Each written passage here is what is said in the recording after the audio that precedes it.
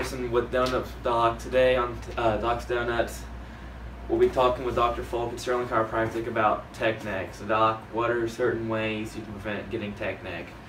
Well, the biggest thing that you can do is really maintain and watch your posture.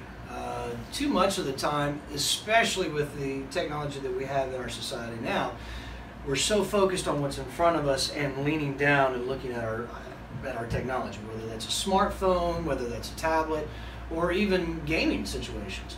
Now, couple that with the fact that, especially in your situation, you're a student. So you spend a majority of the day in this kind of a crouched position trying to take notes or doing homework or something like that. Is there any certain stretches you can do to help out? There's tons of stretches, and one of the biggest things is just trying to get yourself out of that slouched position and really opening up the thoracic cage and opening up the chest. One of the biggest things that I would recommend is doing a wall stretch or a door frame stretch. And how you would do that is you would take your hands about 12 inches above the shoulders and you would literally open that up. I read the other week that yoga is really good to help out with your neck and even your upper spine in this certain situation. What stretches would you recommend? Like yoga poses, I should say. Well, one of the biggest things I would say is child's pose. And we can demonstrate that here in a few minutes and show you how to do that. But really what that does is opens up the thoracic cage and actually elongates some of the muscles that are just compressed or stretched throughout the entire day.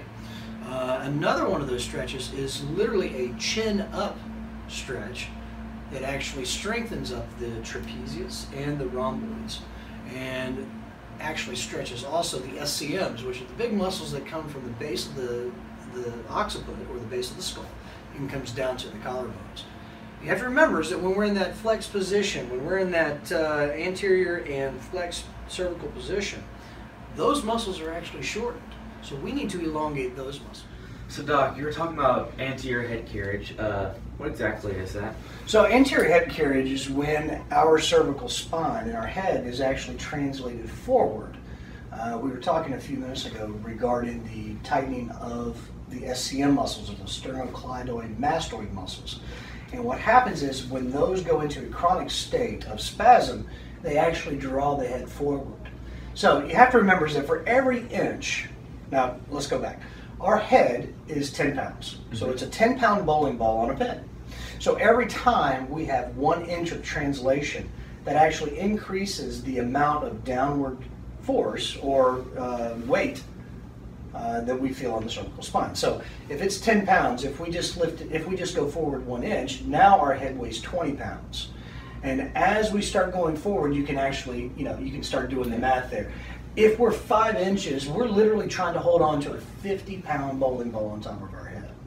So one of the biggest things that we need to really focus in on is really reestablishing that position where our ears are over our shoulders and our shoulders are over our hips. So we were talking earlier about some exercises that we can do to help bring us out of that position. So one of those is the head lift. And from here, the best thing to do is to find yourself a good sturdy table. All you're going to do is just lift your head up and look up. Bring it back down, look back up and lift up again. That's number one. And I would recommend people do that for a good portion of about a minute or so. It's real easy. It's nothing that is, it takes a lot of strength. But you're just retraining the cervical muscles and the upper thoracic muscles to reestablish that position.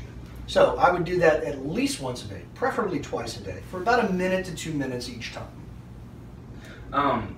We're talking about yoga poses in there. Yes. Can you demonstrate some of those yoga poses you're talking about? Of course.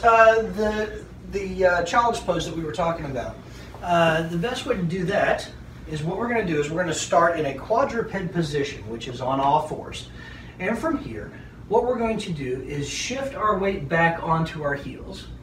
And then we're going to reach our hands forward as far as we can, trying to get our heads down to the table or to the floor, whatever.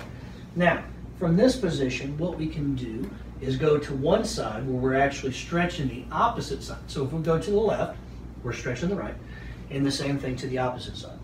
And that is really going to help bring us out of that compressed or elongated position of the paraspinals and the upper back muscles.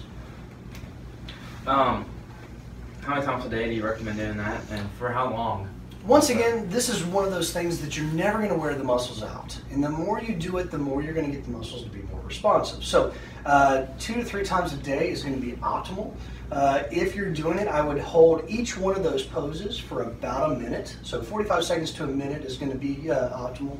And you can go up to 2 minutes if you'd like. It's a wonderful way to help, A, decompress our bodies, B, help bring us back into homeostasis and really return those muscles back to where we were. All right, well, folks, you heard it here first. Catch us next week with Donuts with Doc.